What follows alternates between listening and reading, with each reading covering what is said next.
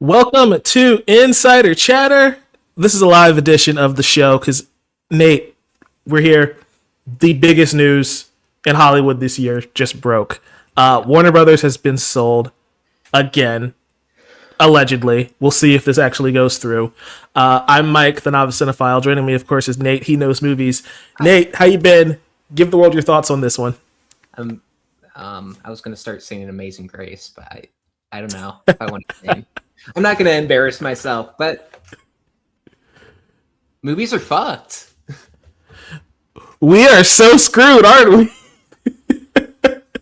No, like it's gonna be interesting to see what comes of all of this. For those of you who have been living under a rock this morning and hasn't checked your Twitter feed or the news or anything, Warner Brothers Discovery has agreed to sell to Netflix. This is groundbreaking news because Netflix put in a what was this, an $80 billion offer, I think. Something like that. Yeah. So there was a big bidding war between the all of the major conglomerates. We had Comcast, we had Paramount, Skydance, and Netflix, all coming in to try and buy Warner Brothers. And Warner Brothers has kind of been selling off some of their smaller networks, like CNN and TNT, TBS, to try and make their movie division like way more worthwhile for these companies to buy in. And so it finally happened. And there's a lot of bad, there's a lot of unknown, and there's a couple good things, that can come from this. Very, very small. We're going to start going through the bad because that's probably going to be the meatiest section of this conversation because monopolies aren't very good for anyone. So if you're watching this live, hi, thanks for watching. Let us know your thoughts in the chat. Let us know what you want to talk about. Any questions you might have, we'll do our best to answer for you. But Netflix has always been almost like anti-theater theatrical releases, and we were talking about this on one of our previous shows of how like Warner Brothers throughout all of film history, throughout their over 100-year legacy, they've accounted for like 20% of all movies ever made. Mm-hmm. What happens when you take them out of the theatrical release schedule, if that's even a thing? Nate, you want to talk about what's going on with that aspect of this deal? So that is my biggest concern because over the years we've seen when Netflix first started doing movies and they wanted to do day and date with like AMC and Regal, they I'll say understandably were like, no one's gonna go to the movie theater if it's already, you can watch it for free as a Netflix subscriber. And they refuse to carry Netflix movies. Now, we've seen that soften a little bit in recent months, really, with K-pop Demon Hunters. We have Stranger Things kind of breaking records. But is that going to last? I mean, I don't know. Because we've seen with how Amazon does it with, they have a weird relationship with the theaters. Because most of the movies from Amazon Studios, like The Accountant 2, we had Red 1, we just had the After the Hunt with Julia Roberts. Yeah. Those were in theaters for a month. They didn't say when they would be on Amazon Prime. Month later, they landed on Prime. And they like announced when it would be on the service, like the week of. So maybe they could have something like that makes a little more sense, but I don't know. I mean, the big concern is Netflix does play movies in the theater, but they're really only in city areas at, theaters that are willing to carry that. So for somebody who lives in like middle America and away from a big city and isn't super rich, but wants to see, the Batman, the Batman, or wants to see a new Dune movie in theaters, sucks for them, I guess, according to some of these people, because some of these theaters just won't carry them. And while I understand some of that, it also is on Netflix to understand the importance of seeing a movie in the theater, and I don't know if they do. No. I mean, they don't at all. Ted Sarandos has said like multiple times, like seeing a movie on streaming is more consumer friendly. And look, the movie theater, I've gone on this rant so many times. Going to the movies isn't what it used to be. A couple months ago, or might have been in the summer, Martin Scorsese made a point where he's like, I don't like going to the movies anymore. He's like, I could watch it at home. Martin Scorsese has like an elaborate film set up at his house. That's understandable. He's one of the most successful film directors of all time. He has the ability to do that. But He's also like 80 and he doesn't want to leave his house too much. I get it. I also get where he's coming from. I mean, Yeah. every time I go to the movie now, there's always going to be somebody on their phone. I got to learn just to deal with that. But it's still a thing. Like, most people get distracted by that. And I mean, some people try to hide it, which, okay, if you're going to do it and I don't want you to do it, that's the way to do it. Most people, I call it Simba-ing their phone. They hold it up like this, and then it's max brightness. Max brightness. Sometimes the flashlight's on and it's just like, what is going on over here? You always have people talking. You always have kids sneaking in. Like, going to the theater isn't what it used to be. And I think one thing that I actually think is on AMC and Regal, I was telling you I had something that I had to say for AMC and Regal, because I agree with them not playing Netflix. They need to regulate how their theaters are run better. Audience regulation. Because it's bad. And it's destroyed something I love, because I still love going to the movies. You good? I'm here. Sorry. Had an issue with the camera. But yeah, you're not wrong. I feel like if they can ensure the theatrical experience is still a priority, that'd be helpful. And that's also on the exhibitioner side for sure. But I want to talk about Netflix CEO, because you mentioned Ted, our good friend Ted over at Netflix, has always been like, I don't think we value the theater experience as much as everyone else. And he actually had a comment this morning where he said, quote, my pushback has been mostly in the fact of long exclusive windows, which we don't really think are that consumer friendly. So the idea is that they're going to continue to release films theatrically. Good. But they're going to shrink the theatrical window, it sounds like, over time. This past year, right, we had like Superman was one of their big tentpole movies over the summer. It had like a 45 day theatrical release, and then it went to VOD, and then it went to Max. Do we think that's going to shrink down to a month, to 2 weeks, to a limited 1 week release? Like, how far do you think they're going to go?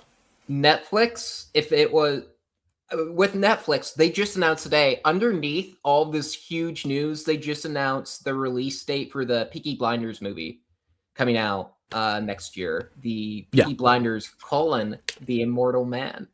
But they announced it is going to have a theatrical release, limited, and then it'll be on Netflix, and they have it 2 weeks later. That's a pattern. Wake Up Dead Man came out in limited theaters. I wanted to see that. They made Glass Onion pretty easy to see with theaters. They didn't do that with Wake Up Dead Man. I watched it last night, but through a screener.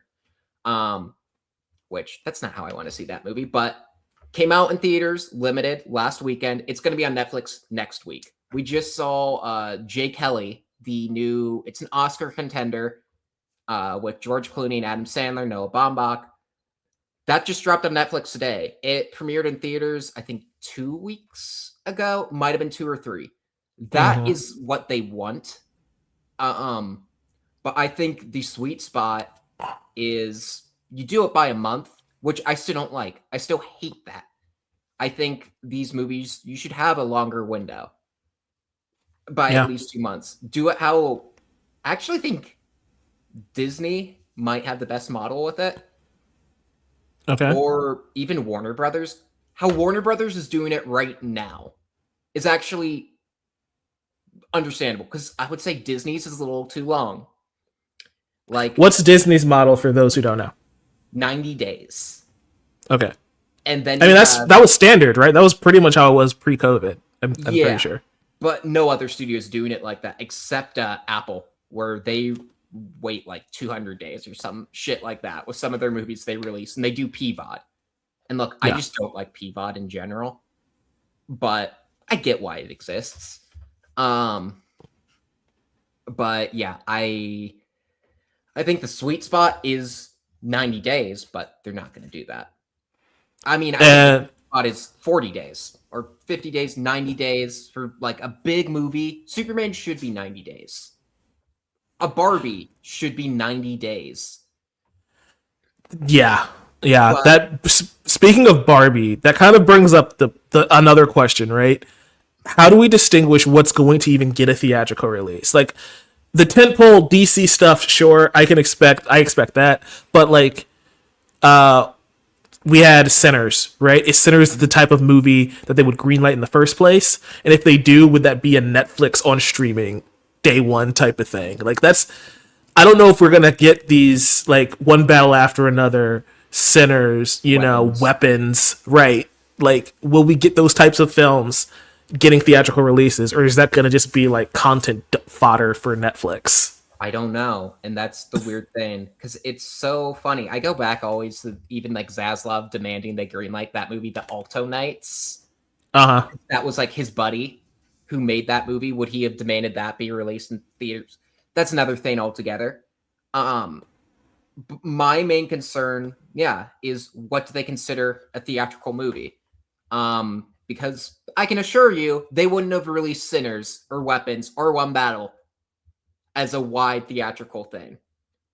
I No. mean, I know in their contracts, Zach Kreger, Ryan Coogler, and Paul Thomas Anderson, they probably demanded theaters.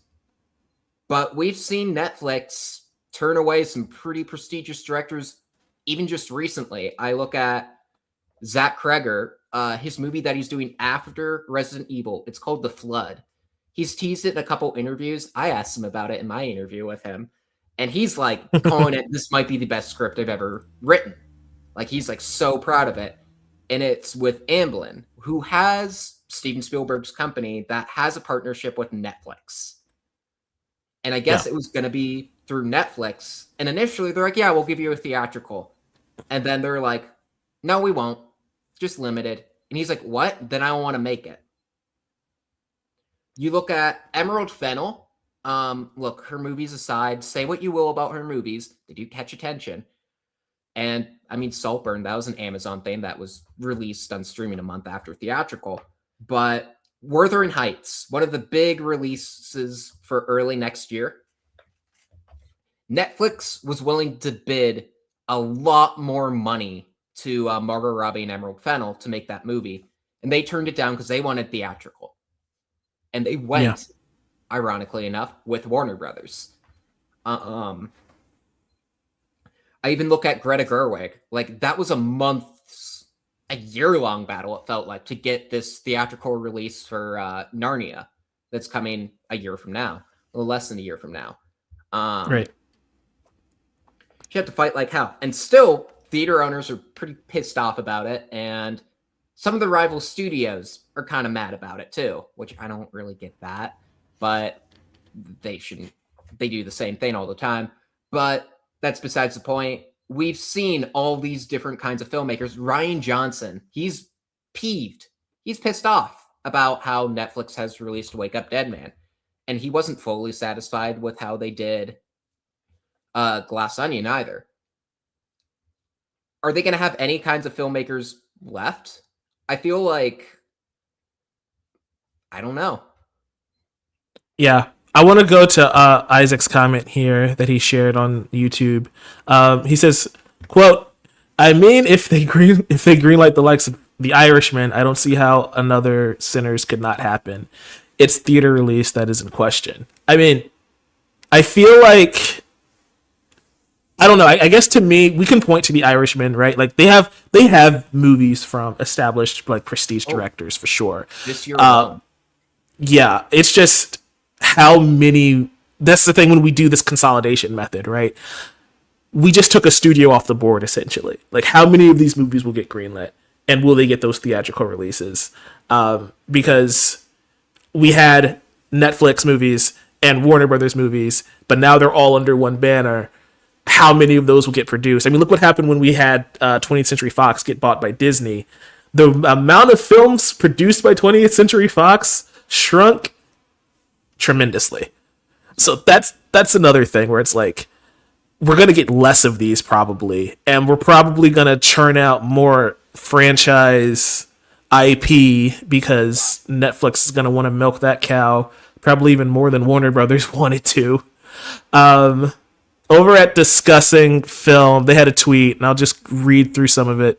They had a tweet saying all of the IP that is going to get swallowed up by Netflix due to this acquisition. Friends, Oceans, Gremlins, Evil Dead, Mad Max, The Matrix, Beetlejuice, DC Comics, Adult Swim, The Jetsons, Tom and Jerry, Harry Potter, The Looney Tunes, Rick and Morty, Johnny Bravo, The Sopranos, Game of Thrones, The Flintstones, The Powerpuff Girls, Big Bang Theory, all of Turner Classic Movies, Dune, Lord of the Rings, and of course all of Warner Brothers Gaming, like NetherRealm and WB Montreal and Rocksteady.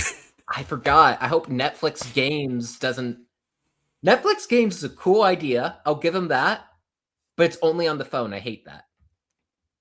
Yeah. Make it work on the computer. Make it work on a TV. Then we can talk. Still no. Right. It'll be interesting to see what happens with the gaming side of all of this as well. That could be for the good. That could be for worse. I mean, when Marvel Games launched, we got those awesome Spider-Man games, you know? So, you know, maybe some good can come from that. Speaking of do you think this means we're finally doing it with Netflix? Are we finally restoring the Snyderverse? You know, Nate, it's been a long time coming.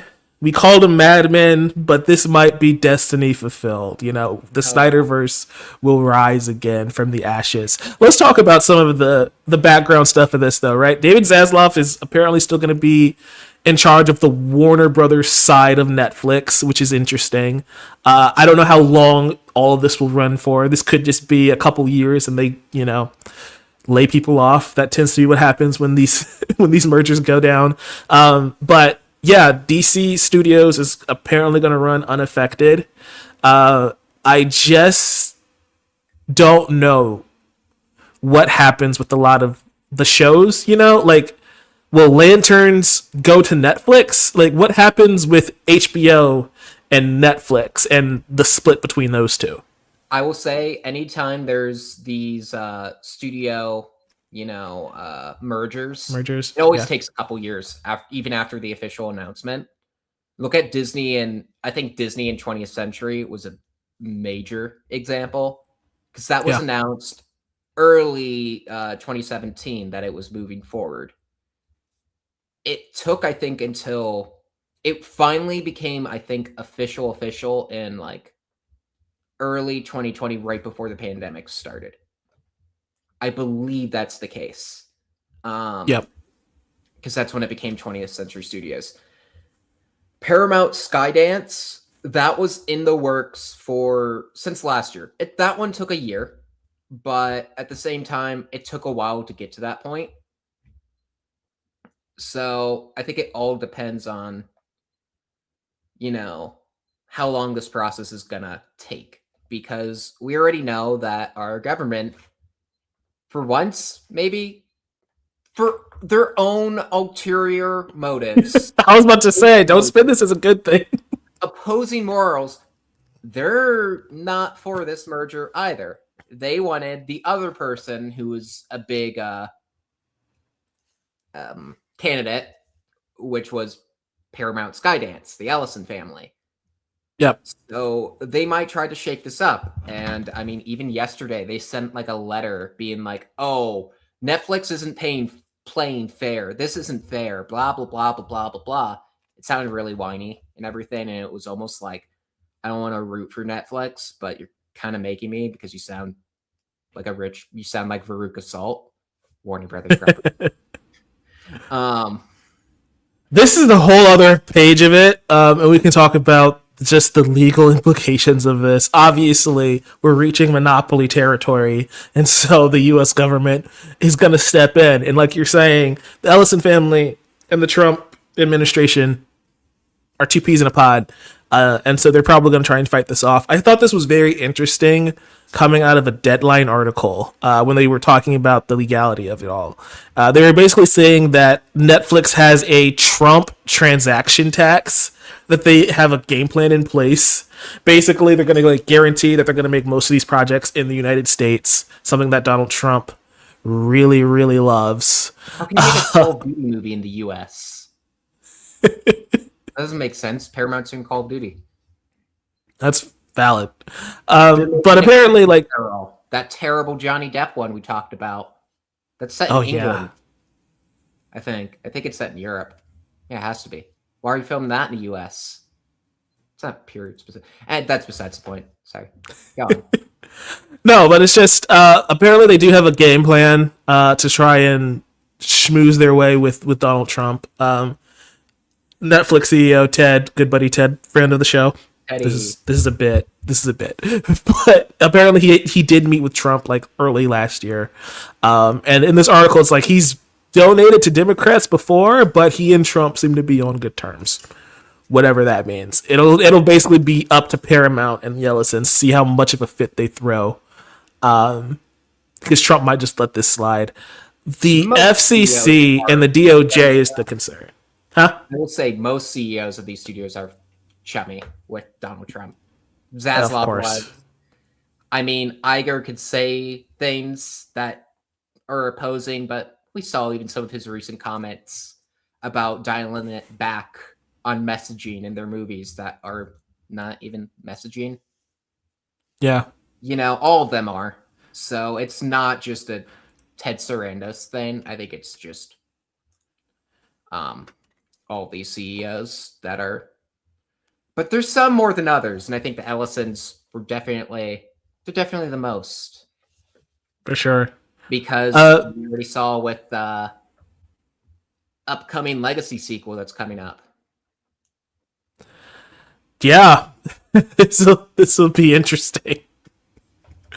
Ted Sarandos made another comment because, of course, they had to release a giant statement this morning. He said, quote, "Our mission has always been to entertain the world by combining Warner Brothers' incredible library of shows and movies, from timeless classics like Casablanca and Citizen Kane to modern favorites like Harry Potter and Friends." Friends is a 30-year-old show, but okay. With our culture-defining titles like Stranger Things, K-pop Demon Hunters, and Squid Game, we'll be able to do that even better. Together, we can give audiences more of what they love and help define the next century of storytelling. That's a possibility. Again, this is the good PR spin on all of it. Will we get movies like Casablanca and Citizen Kane from Netflix, Warner Brothers? That's to be seen. And like you mentioned K-pop Demon Hunters before, and we mentioned this on a previous episode, K-pop Demon Hunters is such a unique case because that found success on Netflix and then went theatrical. So I wonder how many of these films are going to end up going that route as well, where it needs to find like a fan base on streaming and then get a limited release. I don't know. And I think Netflix has some pretty horrible like franchise management too. Yeah. Like maybe the worst, because some of these blockbusters, look, I get that they're working on their own, like trying to make their own IP or something. At the same time, I mean, they did have the Knives Out movies, but they refused to give those theatrical. We have K-pop Demon Hunters is like the first like movie franchise that they've been trying for. But, you know, remember when they tried to make Bright the next big thing, or Rebel Moon, or Red Notice, or... So that's my thing. Do we think that they just did... Do we think it's because they didn't have good IP and they were trying to make original IP? Do we think that now that they have Harry Potter and DC and The Matrix and Mad Max, do we think that now means we're going to get better things from Netflix? Is that no? Because it could be they just didn't have good IP, but now they have freaking Batman. And so when we do 20 Batman things, the quality's automatically going to improve because it's Batman. I don't know, because I mean, even right now, do you think everything they've released of Batman in the last like 5 years is great. Do you think Bat Wheels or Bat Fam? Like, do you think those are That's like gold standard A plus plus plus? that's fair, but I feel like because now Netflix. I mean, because hold on, I had a tweet here that I thought was really funny. Netflix spent $320 million on the Electric State. They know what they're doing. Oh yeah, I saw that. No, but like they spent $320 million on the freaking Electric State. Imagine if they put that money towards a Matrix movie. What does that make? Does that make the quality go up? Are they going to bring in the creators of the Matrix to help make another Matrix movie, or is it just going to be more Russo's? streaming fodder? Is it going to be the Russo's? That's yeah. Gosh, No, that's the scary thing is nobody really wants to work with Netflix right now. There's a couple. right? Most of them want to work with them on TV, which I think is totally fine.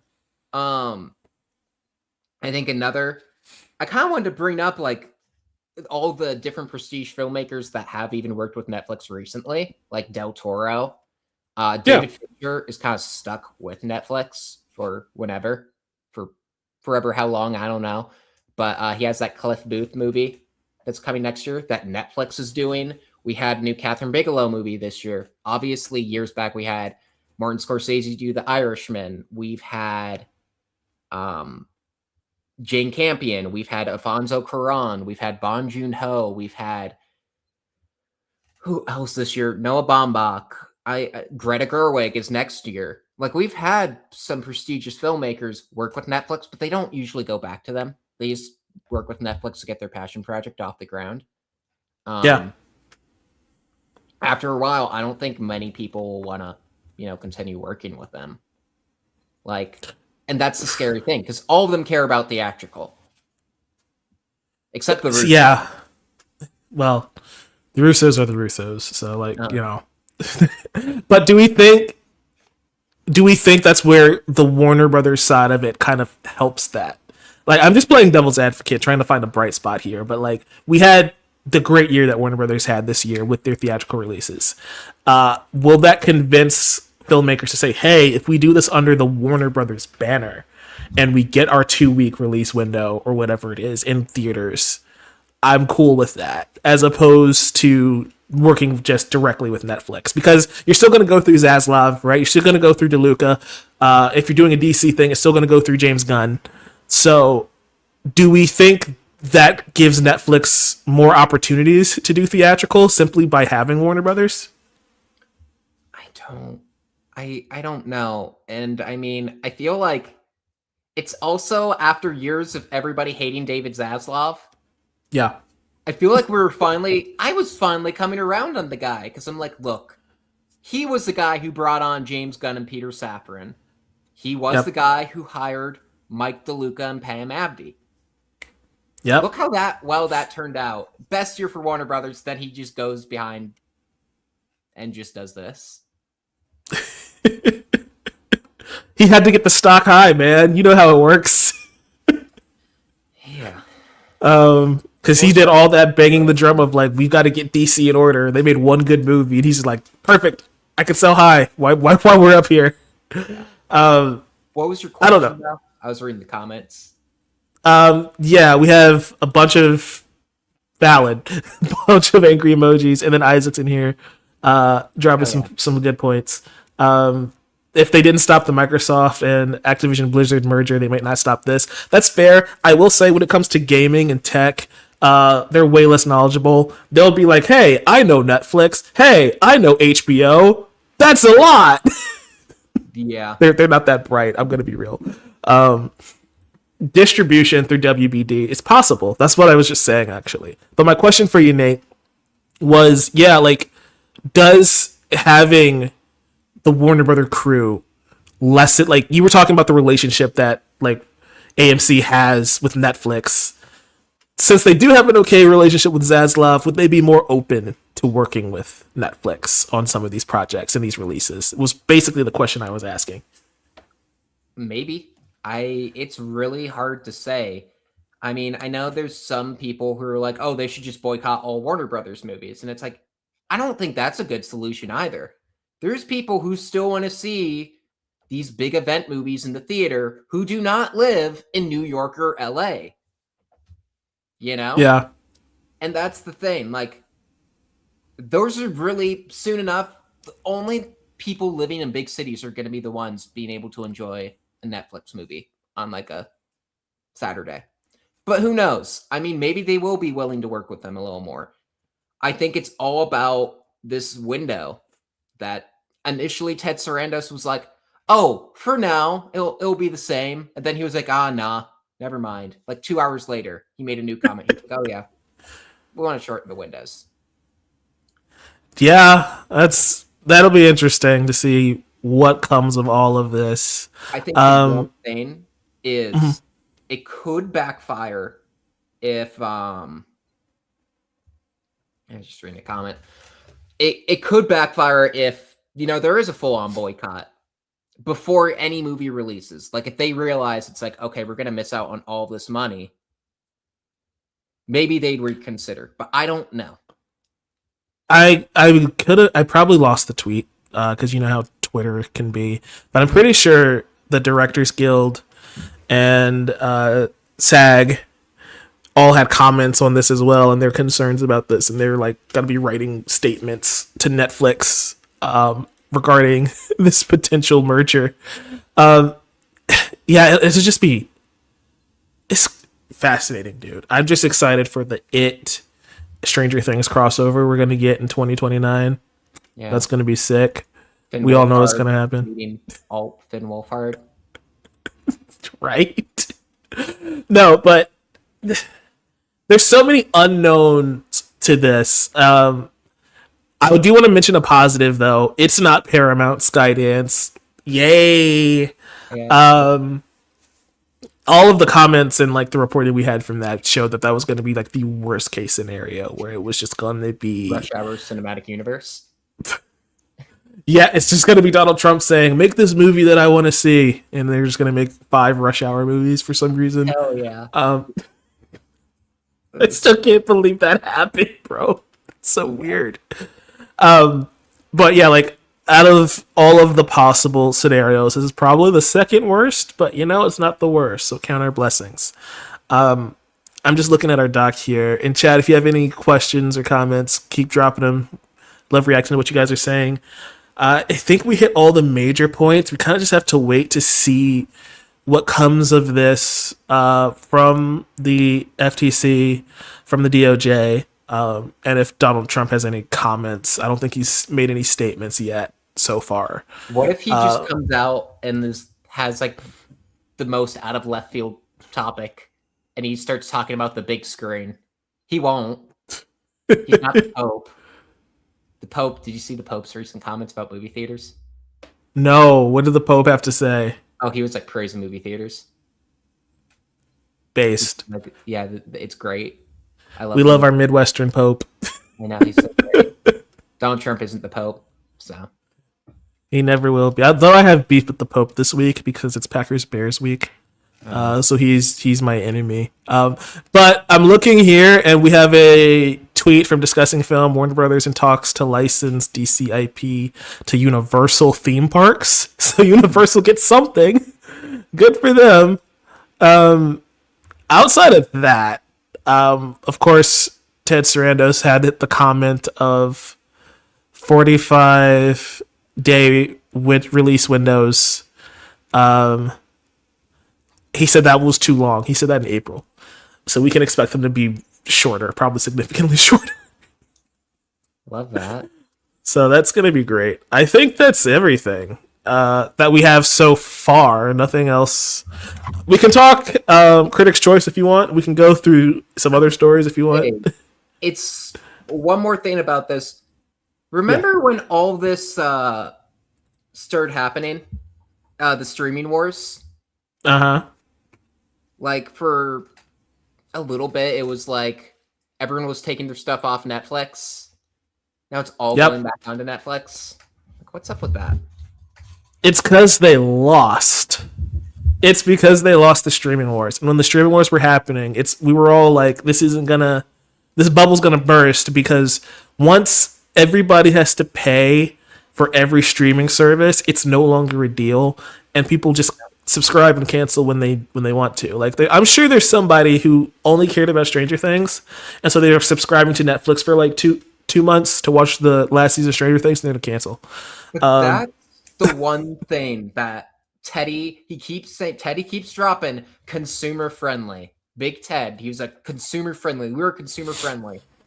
The only thing that was initially consumer friendly was that we had all these things under Netflix, not all these other kinds of streaming services. Like we just had three.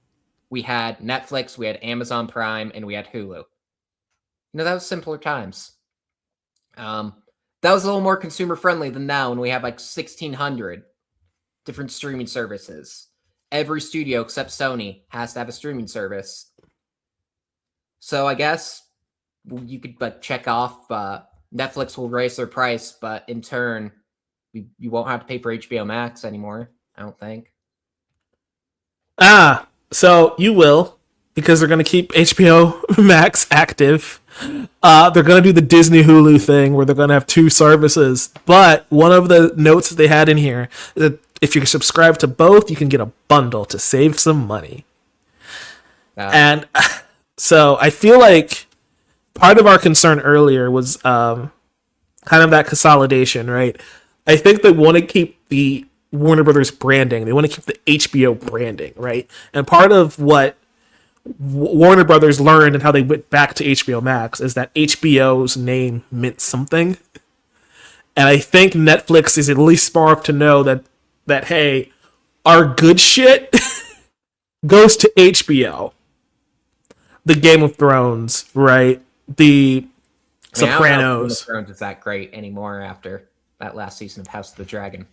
That's valid, but you get the idea. Like all of the Netflix originals that everybody forgets after a week won't be a Max or an HBO show. So they're gonna keep both of them up. I wonder for how long. I feel like by 2031, HBO and HBO Max might just vanish, and there might just be an HBO tab in Netflix. But for now, they're keeping them open. And so, yeah, that's still not very consumer friendly because you're going to need to subscribe to both. Yeah. Dang. Interesting stuff, man. Anything else you want to cover, or are we calling this a stream? Critics' Choice. I guess we could talk about that a little bit. Sinners. Sure. Doing well. Our great movie. Deserved. Kind of mad. I haven't seen these nominations, so take me through them. Okay. Do you want me to start with Best Picture? We have Begonia, Frankenstein, Hamnet, Jay Kelly, Marty Supreme, One Battle After Another, that's Warner Brothers, Sentimental Value, Sinners, that's Warner Brothers, Train Dreams, and Wicked for Good. Interesting. Do you want to comment on any of those? Wicked for Good feels like it's just here because everybody loved the last one. I'm going to be completely real. I don't know if it needs to be here. No, Avatar is a little weird. I've seen all but Hamnet. I am watching Hamnet today. I finally got a screener for it last night. Marty, is that a good movie? That's the next one I plan on seeing. I haven't seen it yet. Oh, yeah. That comes out Christmas Day, I think. And it's up there with One Battle as my favorite movie of the year. Like, wow. It up there with Sinners, One Battle, and Weapons. Like I don't know how to. I think One Battle, but like One Battle and Marty are like neck and neck for me. Marty's awesome. That's awesome. I saw all the reviews come in. I'm like, oh, I expected this to be good. I didn't expect it to be that good. So I can't wait to go check it out this weekend. Have you? It doesn't come out until Christmas. Shoot. Dang it. My Fandango lied to me. It was like, get tickets now. And I'm like, oh, that means it's out now. And it's like, nope. Yeah. Uncut. So did you like Uncut Gems? Yeah, loved it. Okay, then you'll like this because it's very much that Safdie. Ooh. This is one other thing I wanted to bring up, actually, with the studios and filmmakers. That goes back to our streaming conversation. I'm getting sidetracked, but this is important because we're talking about Marty Supreme. And that's a big thing for A24. Because this movie has like 70 to 90 million budget. And A24 is trying to make bigger and bigger movies. And I've seen a lot of talk. It's like, can A24 stay alive? Because like right now, A24 is kind of looking like the hero of cinema. At the same time, the Smashing Machine that they spent a lot of money on bombed. Marty Supreme. I hope it does well. I don't know. But that was just a side note. That's a conversation. That's a whole other can of worms. But So we can stay with this can of worms because we just got a message from the Writers Guild of America. oh, So we're going backwards. This is coming from Variety. The Writers Guild said in a statement, quote, "The world's largest streaming company swallowed one of its biggest competitors in what antitrust laws were designed to prevent. The outcome would eliminate jobs, push down wages, worsen conditions for all entertainment workers, raise prices for consumers, and reduce the volume and diversity of content for all viewers. Industry workers, along with the public, are already impacted by only a few powerful companies maintaining tight control over what consumers can watch on television, on streaming, and in theaters. This merger must be blocked." I'm not surprised that the Writers Guild feels this way. And my understanding of how Netflix handles their outsourcing of scripts is they don't take mini pitches, if at all. And so while Warner Brothers is one of like the last old school style studios, where like, hey, if you have a movie and you're in the guild, you can pitch it and hopefully you can get a pass on your script. Netflix will just cut off an avenue entirely for writers in Hollywood. yeah. I mean, Warner Brothers, though, some of their biggest hits this year, they won like how Netflix would as a package. Yeah. Sinners was a package. Like that was shopped around to various different movie studios before it landed at Warner Brothers. So was Weapons. I forget. Yep. I don't know if One Battle was or not, because I know PTA and Mike DeLuca are like old time friends. So maybe that's a little different. But I mean, I think it's a big concern for the WGA. Could there be another strike over this? Because that could. Oh gosh. I don't think that would be a smart idea. I thought the original strike was great. Yeah, I mean, all of everything's been signed already. I don't think they have just cause to go on strike right now. But this is an interesting statement. I wonder how far this goes, because like we were saying earlier, they all were drafting statements. So I wonder what the DGA is going to. You know who's the president of the DGA? For the listeners, who? You say his name. I'm not. No. You know it's Nolan. Big Chris. Yeah. Do you think he's going to be thrilled about this? Of course not.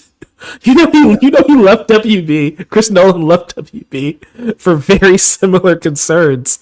So I know he's fuming right now. I would say I'm all in for a W Chris Nolan take and a W James Cameron take, JC take as well, after a week full of L's for Quentin Tarantino. So what is up with Tarantino and Paul Dano? What is going on? I don't know. I feel like Paul Dano is one of those actors who's not even online. So I'd like to imagine he's completely unaware of this. That would be incredible. Like, if Matt Reeves texted him, he's like, "Hope you're doing okay, buddy," and he's like, "What?" My favorite tweet from all of this was just created a million Paul Danos. Everyone's like, "What are we doing, Quentin Tarantino?" For those who aren't online, Quentin Tarantino made some crazy comments about Paul Dano. He was like, he's weak sauce, man, not a good actor. Worst actor and all we're the worst, really, dude. Anyway, all of Hollywood's just like, yeah, Paul Dano's great, dude. You know how hard it is to get Matt Reeves to have to just come on Twitter randomly and just like defend one of his actors? Like, okay, random beef. Say I I don't think he's worked with Aaron Sorkin, but I need Aaron Sorkin to go on Jessica Chastain's like Instagram again and write a whole message like he did when the New York Times did a profile on Jeremy Strong. They just said a slightly negative comment, being like he's a method actor. Don't approach him when he's on set. And Aaron Sorkin's like, "How dare you?" I want that, but I want a fuming response from Chris Nolan over this. Also, QT. Yeah. No one's talking. Everyone's talking Paul Dano. Did you see QT also went after my guy Owen Wilson, my fellow blonde? I saw that. That's the one I saw first. I'm like, what did Owen Wilson do to you, dude? No one's defending my guy. Wedding Crashers. It's a classic. It's sad how nobody came to that man's defense. It just got buried under the million Paul Danos. I just love the Matt Reeves one so much. We love. Yeah. Somebody already did a parody of the "We Are Charlie Kirk" meme, and they're like, "We are Paul Dano." I want like all of the comedians when like Joe Rogan was like under fire for being stupid. I mean, one of the initial ones when like Neil Young like pulled off his stuff and all of Joe Rogan's comedian friends posted like Instagram black and white photos of them with him. I just want all of them posting black and white photos of them with their arms around Paul Dano. Proud to be Paul's friend. That'd be great. Paul. I'm checking to see if we've missed anything else. I think we've hit all the major points. Go. I would say, do we want to go back to the Critics' Choice? We can. That's the great thing about doing this live. We can just go with whatever's going on right now. We can kind of ebb and flow with it. Yeah, all right. I will read through Best Actor. Timothy Chalamet for Marty Supreme. Leonardo DiCaprio for One Battle After Another. Joel No Edgerton surprise. for Train Dreams, which Oh, wow. I'll say what's been kind of snubbed here that I'm shocked because I love Train Dreams, but he's taking the place of somebody I think gives maybe the best performance of the year. Ethan Not to Hawke. derail us so right quick, but since you mentioned it, our Chris Nolan plans to meet with Netflix later this week. Hell yeah, Chris. Big Chris. Big Chris coming in, Big making Jim. moves. Big Let's move back. Let's move back to right. Critics' Choice. I just had to throw that out there while I saw it because, like, you just mentioned him. We got to move on with that. But Ethan Hawke in Blue Moon. Michael B. Jordan in Sinners. And Wagner Moura for The Secret Agent. Who's missing is Jesse Plemons for Begonia. Which oh yeah, maybe the best performance I've seen all year, besides somebody else that I won't name yet. But any thoughts on those? it's kind of an expected list, except for Plemons not making it. I do want to know, how do you weight Michael B. Jordan's performances in Sinners? Because he is playing two characters. I think they just combine it as one. I don't know. No, but I'm saying, like, in your head, when you're like, well, he put in more work and he brought two different characters and made them feel drastically different. Does that weigh more than, say, DiCaprio? I'm just asking, like, your thought process if you were a voter here. I don't know, because I feel like Sinners, I think he's going to be nominated. I think he deserves to be nominated. Yeah. But his dual roles in Sinners is a very movie star part that we've seen big movie stars play before. Yeah. I think Michael B. Jordan does it even better because it's one of the best like dual performances, because his characters of Smoke and Stack have such different personalities that it's like you're able to tell, like, even though they both look like Michael B. Jordan, you could tell their difference just by their mannerisms. Right. I mean, I would probably be voting. He would be in my top 5, I would say. Gotcha. This list is great just to begin with. It's like, there's really not a weak link in here. I wasn't as big on The Secret Agent as some people are. I need to revisit it. But Wagner Moura is insanely freaking good in that movie. And he could be winning. He could be our best actor winner. I've got a lot of catching up to do, so I'll be watching most of these movies probably in the coming weeks. Yes. As I do my award season binge watch at the end of the year that I typically do. Best actress, it's Jessie Buckley for Hamnet, who is our, like, without a doubt, our big front runner. Rose Mhm. Byrne for If I Had Legs, I'd Kick You, which incredible. Chase Infinity for One Battle After Another. Indiana, represent, Hoosier. Um, Renata Rhymesev for Sentimental Value. Amanda Seyfried for The Testament of Anne Lee. I keep on wanting to say Ang Lee, like the filmmaker. Cliff loves him too. So, Yep. And Emma Stone for Begonia, which I loved Begonia, and I'm not even a big Lanthimos fan. So, and That's what before I'm that, surprised by is that Begonia seems like it did something different where it got you, it hooked you more than his oh, previous ones. I mean, I love The Favor. I just wasn't big on Poor Things as much Ah, as others were. fair. But I don't know. It was something. Maybe I should give Poor Things another shot. Noticeably missing is Cynthia Erivo for Wicked for Good, even though that's nominated for Best Picture, and we'll get to another nominee later. Best Supporting Actor, Benicio del Toro for One Battle After Another, Jacob Elordi for Frankenstein, A plus. That's another movie I really liked but didn't love, but he's like remarkable in it. Yeah, I feel like that's Elordi's best performance, where you're kind of like, oh, I didn't think you were that great of an actor, but I've kind of got one over. Oh yeah, I'm a huge fan of him now just because of that. Uh, Yeah. Paul Mescal in Hamnet again. That's the one big contender that I have left to see besides Avatar. Sean Penn for One Battle After Another, which I mean Sean Penn's a crazy man, but he's a good actor. Adam Sandler for Jay Kelly, which I love Adam Sandler. He's remarkable in Jay Kelly movie. I thought was good, not great. And Stellan Skarsgård for Sentimental Value, which he's kind of more of a lead, but what can you do? Any thoughts? Sounds like a good list. I still need to see a good chunk of these movies, but again, I'm glad Elordi's getting recognition. That's a role that he was great in, but also I could see getting snubbed a little bit. So I hope he's almost like last year. I was like in the bag for Monica Barbaro for The uh, Complete Unknown, and like after spending so much time being like, I don't like Euphoria, I refuse to watch it. Jacob Elordi overrated, should not be our next Bond. Blah blah blah. I saw him in Frankenstein, a movie that again I had issues with even as a big Del Toro fan, and I was just like, oh my god, give this man every award. So I hope he gets nominated. I don't know. I think it's between him and Sandler for that final slot in the Academy Awards. okay, Um, okay. Supporting actress, Elle Fanning for Sentimental Value.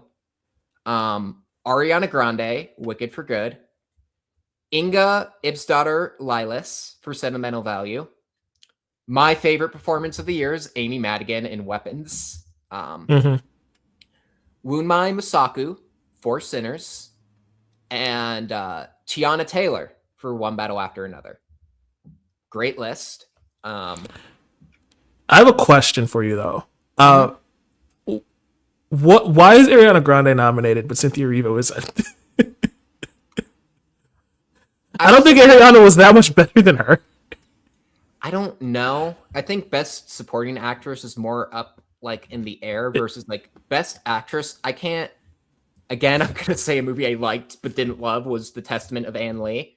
But Amanda Mm-hmm. Seyfried, like I would not swap her out one like at all. Yeah. Jessie Buckley's our front runner. Rose Byrne, I hope and pray she's gonna get nominated. Chase Infinity, One Battle. She's just I don't know. I feel like she might be the one who's not. Fair. But I just don't know who I'd swap out versus supporting actress. I think it was easier to get in. Like I would take out Elle Fanning.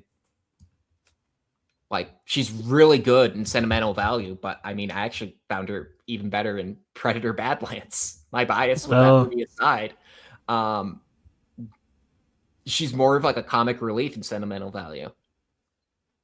Um,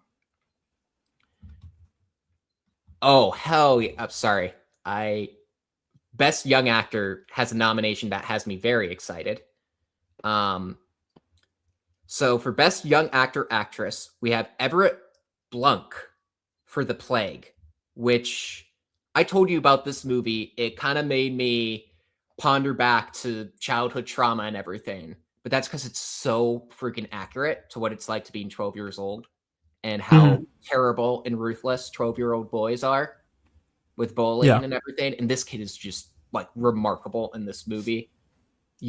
I was really able to see myself in that lead character very much. And I think a lot of people will as well. I hope more people see that movie. Um, Miles Catan for Sinners, which I think he's going to win. I'm shocked he hasn't booked more roles yet since Sinners, but I think he's more of a musician than an actor. But he should continue acting because I think he's very, very good. He was very good.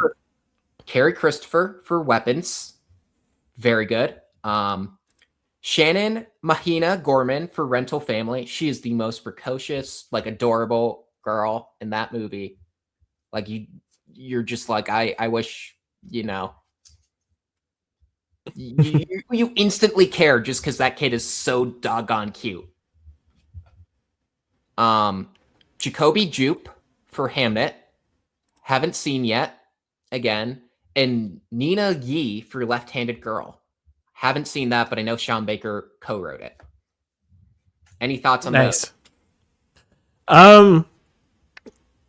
Not really. Again, this was a really bad year for movies for me. So I need to just play catch up. Is there any surprises to you in this category? I mean, this isn't a category that's at the Oscars, but I mean, Yeah. Critics' Choice, it's a big deal when you're nominated, and I'm just very happy for Everett Blanc for The Plague because I think he's very, very good in that movie. And Nice. I think a lot of critics, and even in my critics code, I think a lot of people saw that in their inbox and were like, what is this? And then watched it and were like, holy crap, this movie's like really good. And I will say I have seen more movies at this point than I have in past years. I'm at 135 movies of the new releases this year. I'm at 20. This is a really down year for me. Yeah, it's been wild, and I went to South by Southwest, but I didn't go to Toronto. But my local film festival, Heartland Film Festival, they put on like a great fest this year. They had a lot of different movies that I saw, and then just screeners have helped carry me through as well. As I'm now a member of the IFJA, the Indiana Film Journalists Association, which big fan of it. Awesome. Shout out to That's them. great, dude. That's great. Best Director. Ooh. Paul Thomas Anderson for One Battle After Another. That's expected. No surprise there. Ryan Coogler for Sinners. No surprise there. I can never pronounce Guillermo Del Toro for Frankenstein. I always feel bad because I love him to death, but I GDT, Frankenstein. Josh Safdie for Marty Supreme. Joachim Trier for Sentimental Value. And Chloe Zhao for Hamnet. Now, there is one movie missing on here that, oh man, it wasn't even nominated in Best Picture. That's wild. And it was just an accident. And no Park Chan-wook for No Other Choice. So that's a little surprising, I'll say. This is a close one to me. It's definitely between PTA and Ryan Coogler in my personal race, or Josh Safdie, but I would rather see PTA and Ryan Coogler. For sure. Again, haven't seen Hamnet. And then I'll do the last of the big two. I'll go scroll through a couple others, though. Best Original Screenplay, we have Jay Kelly, Marty Supreme, Sinners, Weapons, Sorry Baby, very good underrated movie, and Sentimental Value. Any thoughts? Not really. It's to be expected from this list, I'd say. Adapted screenplay is One Battle After Another, Right. Train Dreams, No Other Choice, Frankenstein, Begonia, and Hamnet. Pretty good. Yep. Another where it's like looking at the actor and the director's list, to be expected. You know what? I'm gonna just continue going on through this because I mean I think those are the big categories that we Yeah, can for sure. comment on, but I could speed run through these. Best casting and ensemble. We have Hamnet, Jay Kelly, Marty Supreme, One Battle After Another, Sinners, and Wicked for Good. Makes sense. Best cinematography, F1, Frankenstein, Hamnet, One Battle After Another, Sinners, and hell yeah, Train Dreams. It's just called Train Dreams. Let's go. Cinematography is really in that movie. Oh, wow. Best production design, The Fantastic Four First Steps. Huh. Good production design, I would say. Very good. I actually rewatched it over Thanksgiving with my folks. They haven't seen it. Solid movie. Production design, really good. Frankenstein, makes sense. Hamnet, Marty Supreme, Sinners, and Wicked for Good. Okay, makes sense. Best editing, A House of Dynamite, F1, Marty Supreme, One Battle After Another, The Perfect Neighbor. If you want to watch a movie that will ruin your day, watch The Perfect Neighbor. Jesus. Dang, dude. Very good, but very hard to watch. And Sinners.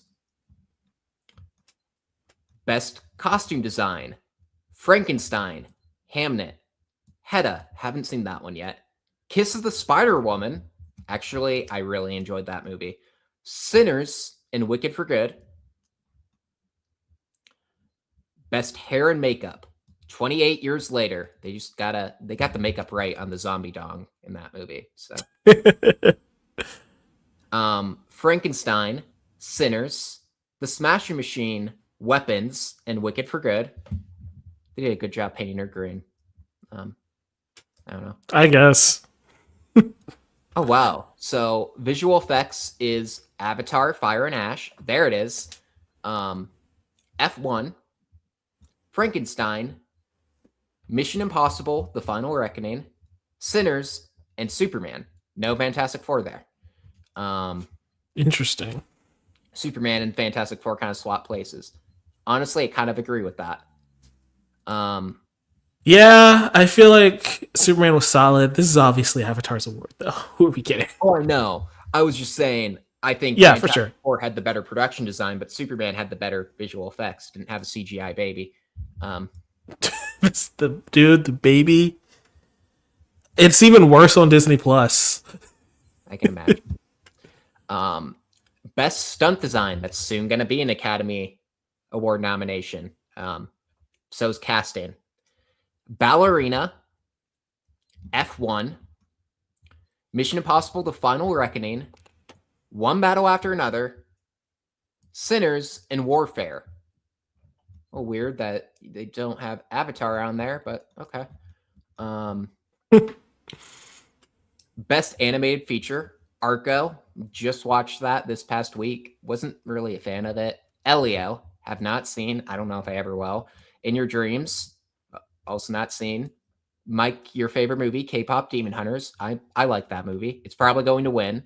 Yeah, it's a solid movie. Little Amelie, or The Characters of Rain, or actually, as much as people like to root against Disney, Zootopia 2, which could also win.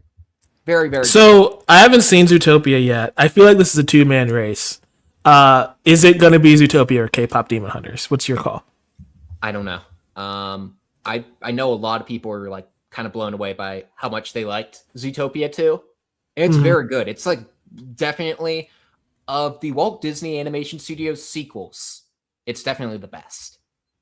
Okay. And you're going to say, oh, wow. But then you look back at their other sequels and it's Frozen 2 and Wreck-It Ralph 2. And Moana 2. Like, what are you going to do?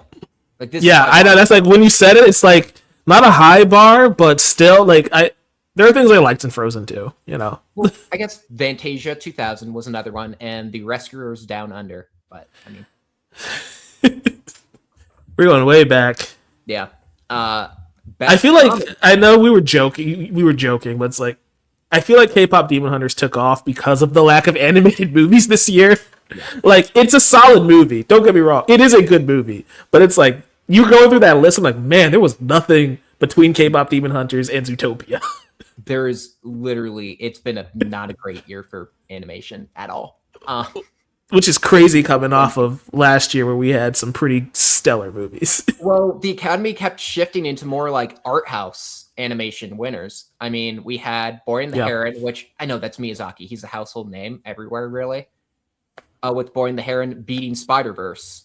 That was still unexpected. And then last year, I think even bigger surprise was Flow overtaking The Wild Robot. And the kind of indie animated darling this year is Arco, which, again, I've seen. I do not think that movie has the support and honestly the quality to take over Zootopia 2 or K-pop Demon Hunters. Doesn't have the sauce. It's basically just Euro Studio Ghibli, but not nearly as good Interesting. at all. It almost feels like it's a pale imitation. Best comedy, The Ballad of Wallace Island. Heard good things. I've not watched that yet.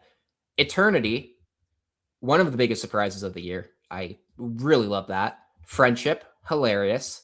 The Naked Gun, great. The Phoenician Scheme, I liked, but as a big Wes Anderson fan, that's the first movie of his that I just liked but didn't love. Keep saying like but didn't love, but Man. and Splitsville, which just watched the other week. Super, super underrated movie. I think I told you about this movie. It's about these two schlubby guys. One is married to Dakota Johnson. One's married to Adria Arjona. And it's about open relationships. When I saw that trailer, I'm like, I hate this.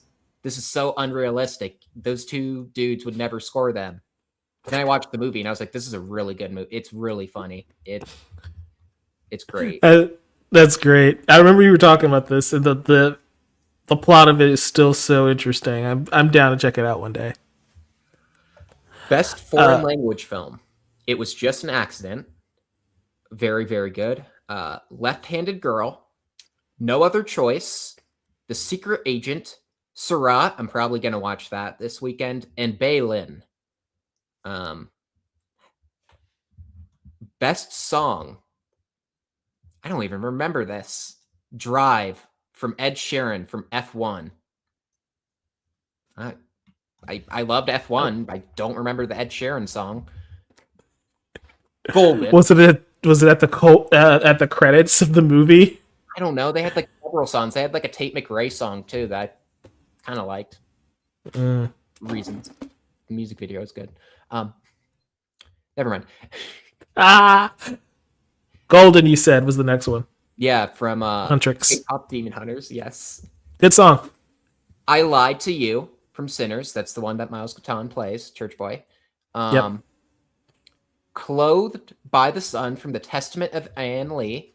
I didn't really think the music in that movie was like super memorable, but I mean, it's well staged. Train Dreams by Nick Cave. And can you guess what movie that's from?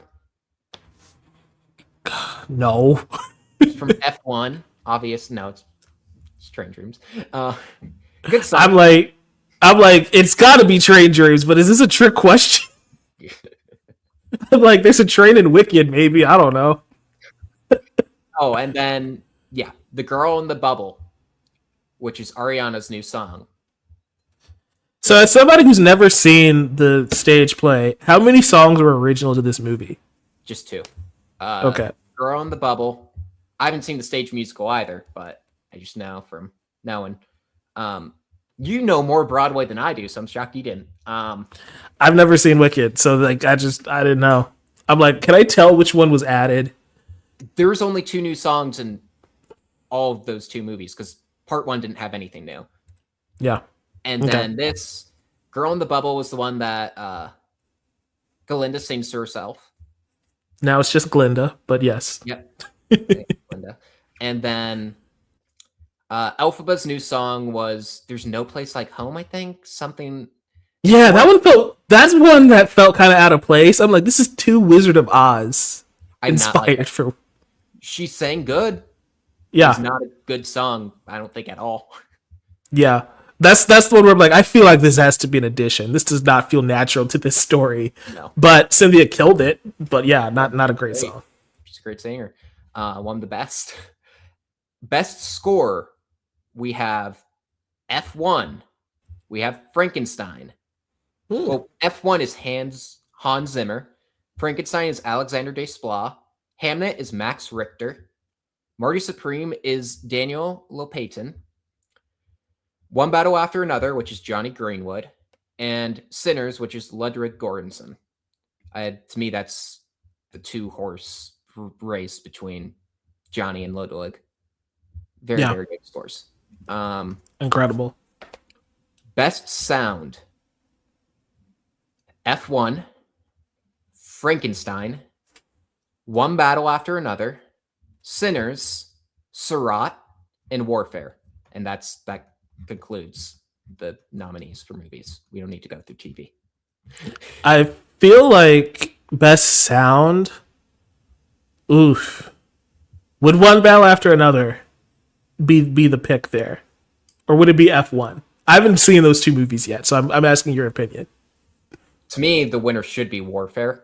I think the sound of that movie is like insane. Did you ever see Civil War? Yeah, I did. Think of that, like the scene with Jesse Plemons. Think of that on steroids, the sound design, and that's Warfare. It is. But I think One Battle and Sinners are just really good as well. And I think after all of these movies, it's been a good year for sound design where I'm like, I'm paying attention to it more and more now. Nice. And I'm like 28 years later, I also had some exceptional sound work. Yeah. We've got a couple other stories that broke while you were going through the nominations. We're having a re-release of Lord of the Rings next year for the 25th anniversary. Awesome for Warner Brothers and theatrical releases. Oh, yeah. Avengers Endgame also getting a re-release ahead of Doomsday. That's going to be in September. Okay. Yeah. And the Simpsons 2 movie got delayed to September 3rd, 2027. No. But I'm excited. I know. Is there anything you wanted to talk about from those 3 stories? You're interested in going to see the extended editions of Lord of the Rings? I've seen. I saw when they did it last year. They did a extended version for Fathom events, and I saw Return of the King. I didn't do the others, and it was like because I saw my roommate is a huge Lord of the Rings fan. I saw it with him and his dad, and my roommate's like, "Why are you just seeing Return of the King but not the others?" I'm like, it's time. I don't have time, but maybe I'll go back. Fair. I mean, that was a long time to have my butt down in the theater, so.